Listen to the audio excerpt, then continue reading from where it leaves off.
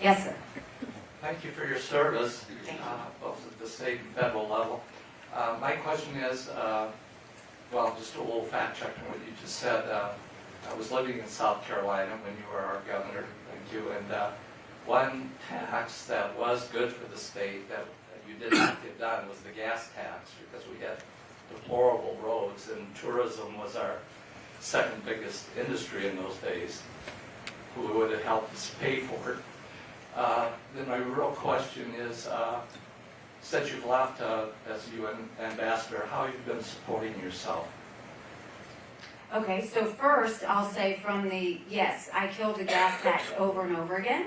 And I think, all I can tell you is I think government has enough of our money. And I showed them that there were ways to pay for roads with having to raise the taxes. And that's something that I'll always try and do, is figure a way out, because there's enough spending that we can go and prioritize and make us live within our means. I think that's important.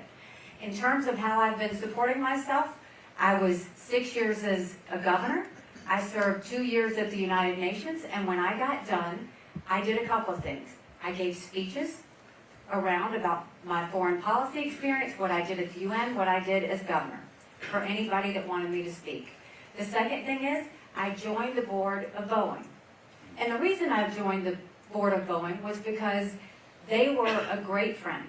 I helped build them up to where they were building planes in South Carolina. They employed 8,000 people in South Carolina, and they're continuing to grow. It's a great American company. They make good commercial airplanes, but they also make planes for our Air Force. I only stayed 10 months. Not because I don't love the company, but because I have always rejected corporate bailouts. And when COVID hit, Boeing wanted to get a bailout from the government. And I knew all the small businesses that were going to be suffering. And I could not support being a part of them if they were going to ask for a bailout. We left amicably. They knew that it was something I strongly believed in. And I think when you can't support the cause, you should respectfully know to walk away. And so that's what I did.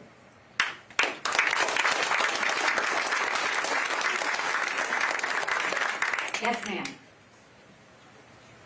Hi, this has been very informative. Thank you so much. Oh, thank you for coming. My question to you is, do you think assault rifles should be sold to individuals? So when it comes to assault rifles, when it comes to guns in general, I will tell you, I'm a concealed weapons permit holder myself. I have strongly believed in the Second Amendment. I strongly believe that people have the right to protect themselves. And I think if we really want to deal with guns, I can tell you I have a mom heart. I've got a daughter who's a nurse at the Children's Hospital, and I worry about things happening. I have a son who's on a college campus, and I worry about what could happen to him. If we want to put an end to what's happening, there are things that we can do. First of all, in order to deal with it, we have to make sure that we have the backs of law enforcement, that when they go and take a stolen gun off the street, and they arrest the person, don't go and put them back out the next day. Because all they're going to do is do it again. We've got to start holding people accountable. That's how you get the stolen guns off the streets.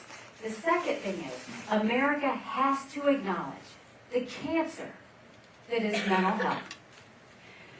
1 in 3 people have a mental health issue.